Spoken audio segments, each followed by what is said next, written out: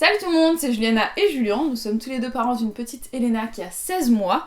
On attend en ce moment notre deuxième bébé et aujourd'hui on vous parle de la 34e semaine de grossesse. L'accouchement est prévu dans très peu de temps. Ouais. On est sur la fin. On est sur la fin. On est plus proche de la fin que du début. C'est ça. Cette semaine, bébé mesure 45 cm pour 2,1 kg environ.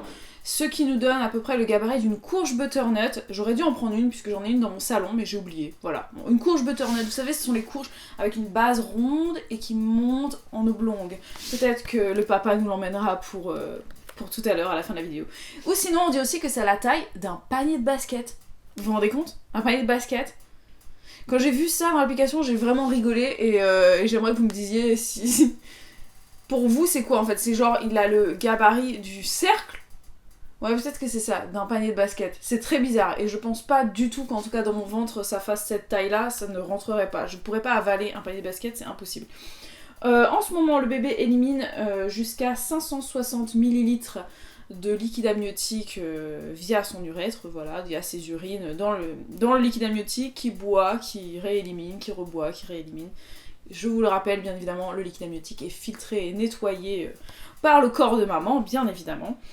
Il écoute, il reconnaît et se souvient des mélodies et des comptines qu'on peut lui chanter au quotidien. Donc c'est vraiment le moment là où on peut lui chanter, lui parler autant que possible, puisqu'après les bébés s'en souviennent à la naissance. Et petite anecdote, il y avait quelques chansons que je chantais très régulièrement quand j'étais enceinte d'Elena. Et quand elle est née, bah je continuais de les chanter et ça marchait mais du feu de Dieu. C'était des chansons, voilà, vraiment, même quand elle était agitée, dès que je commençais à les chanter, et bah, je pouvais l'apaiser et même l'endormir grâce à ça parce qu'elle reconnaissait les mélodies. Donc généralement les bébés reconnaissent les mélodies, mais quand c'est chanté par la même personne, évidemment ils le reconnaissent encore mieux et ils les apprécient encore plus. Donc ça c'est quelque chose qui est à exploiter, je vous encourage vraiment à le faire. Et autre anecdote, toujours sur le même sujet, c'est que quand j'étais moi-même dans le ventre de ma mère, mes parents me faisaient écouter sur le ventre une mélodie. Et tout le temps, en fait, c'était ça qui m'apaisait dans le ventre. Et quand je suis née, ils me l'ont fait écouter encore beaucoup étant petite. Et ensuite, en grandissant, ils ont totalement arrêté. Et donc, je ne me rappelais plus de cette chanson-là. Et un jour, enfin de cette musique, et genre quand je devais avoir 15 ans ou quelque chose comme ça, mon père a retrouvé la musique, il me l'a fait écouter sans me parler de quoi que ce soit, il m'a juste fait écouter la musique. Et je me suis automatiquement mise en position fétale dans le canapé à l'écouter, j'avais envie de dormir et ça m'a apaisée. Et c'est impressionnant comment le corps a cette mémoire, le cerveau a cette mémoire des musiques. Et jusqu'aujourd'hui, quand j'écoute cette musique-là, ça m'apaise, c'est impressionnant. Voilà, donc même quand j'arrive pas à dormir, ça m'arrive de plus en plus rarement, mais ça m'arrive de réécouter cette musique et que j'aime beaucoup. Donc vraiment, n'hésitez pas à le faire avec vos bébés, ça marche vraiment. Le Lanigo, donc, qui est le petit duvet qui recouvre le corps de notre bébé, a presque disparu. Le vernix, donc c'est cette espèce de petite, cette espèce de crème un peu blanchâtre qui a sur tout son corps qui le protège du liquide amniotique et qui aide aussi à l'accouchement puisque ça fait un peu comme un genre de lubrifiant pour l'aider à sortir, est en train de disparaître peu à peu. Et le placenta commence, attention, à vieillir. Voilà, c'est bientôt, il arrive en fin de vie le placenta. C'est la fin de la grossesse bientôt, donc le placenta est en train lui aussi se mourir petit à petit. Let it snow, let it snow, let it snow. Voici les symptômes les plus courants qu'on peut observer cette semaine. Alors, une baisse de la vision. Je n'en souffre pas, et tant mieux, parce que ça n'arrangerait pas ma situation, on va dire. La fatigue et le sommeil deviennent constants. Et oui, effectivement, c'est vrai que je suis de plus en plus fatiguée, j'ai de plus en plus sommeil, mais globalement, ça reste quand même le soir que c'est le plus difficile. En journée, je suis quand même relativement vaillante, surtout par rapport à ma première grossesse. Les pieds et les chevilles peuvent commencer à bien enfler en fin de grossesse. Moi, toujours pas, ils sont tout à fait normaux pour l'instant.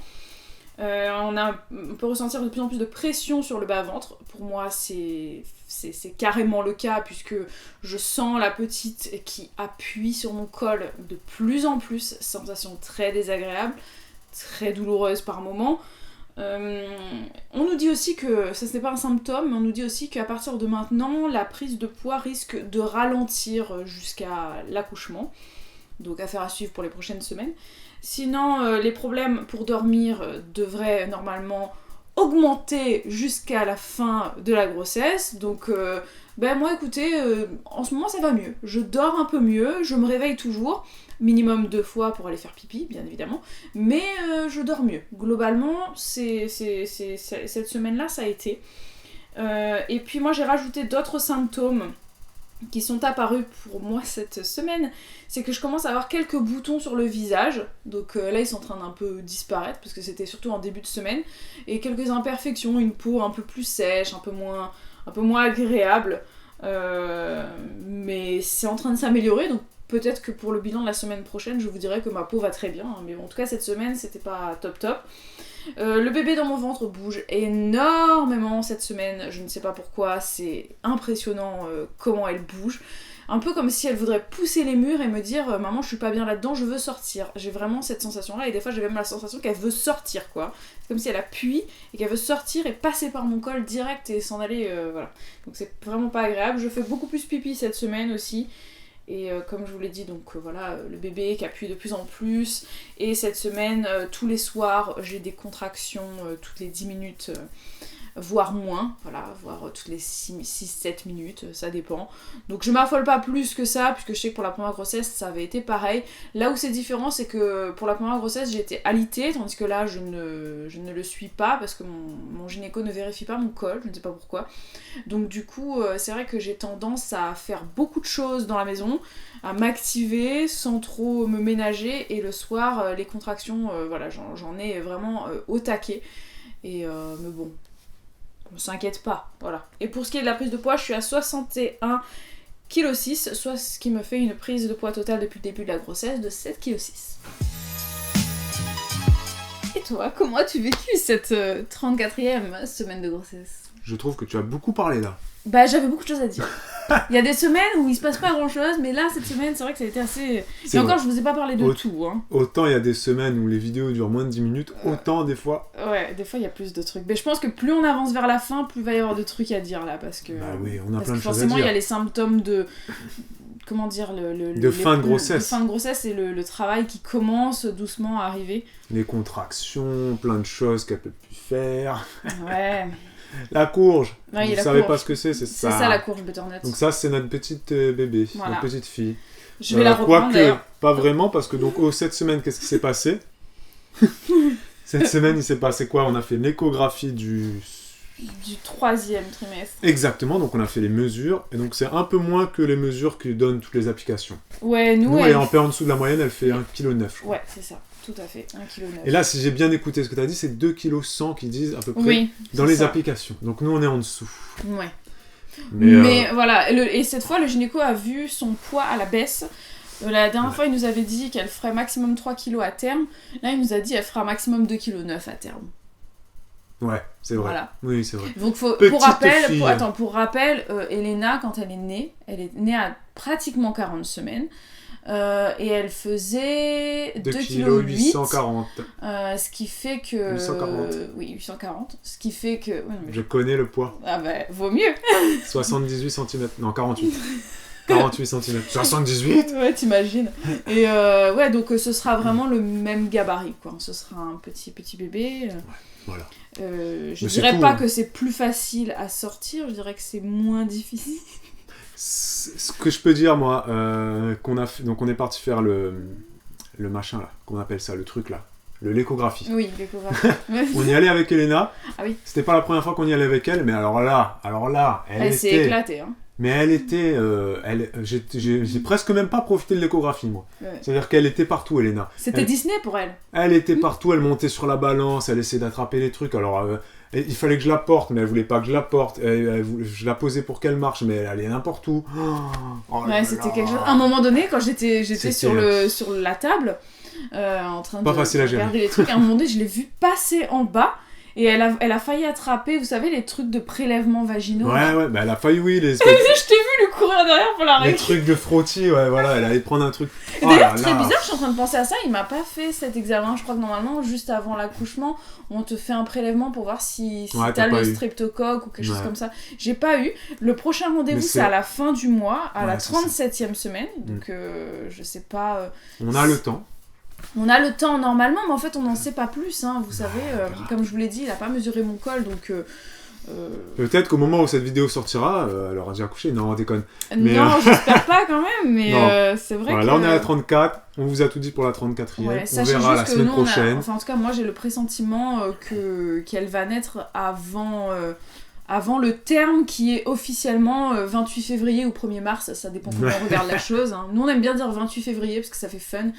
Mais ouais, je pense qu'elle va naître quand même un peu avant parce que je sens clairement qu'elle veut sortir et que cette fois, comparé à ma grossesse pour Elena, c'est vrai que je ralentis pas trop, quoi.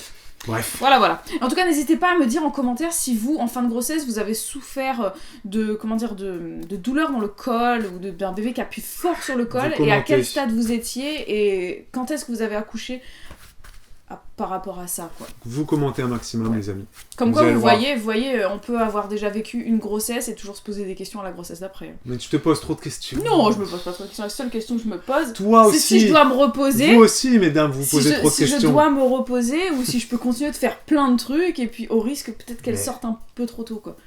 Mais qu'est-ce que tu racontes? Tu fais moins de choses qu'avant, donc de toi-même, tu fais moins de choses. C'est vrai. C'est vrai, mais je sais que je pourrais faire encore moins et des fois... Mais on peut toujours faire moins, on peut s'allonger sur un lit, accrocher, ne plus bouger. Ouais, mais non. Mais oui, on peut faire mais toujours moins. Mais je ne le ferai pas. Ouais. Donc n'hésitez pas à mettre un pouce bleu si vous avez apprécié cette vidéo, à commenter, à nous dire un petit peu vos états d'âme en fin de grossesse ou en début de grossesse si vous regardez cette vidéo en début de grossesse, ou hors grossesse si vous n'êtes pas enceinte. Bref, on vous dit à la semaine prochaine pour parler de la 35e de grossesse. 35e semaine de grossesse. Ciao, ciao. Ciao. And I think to myself, what a wonderful world. Pas bouger. 97 ? Pas bouger d'un centimètre, d'un millimètre.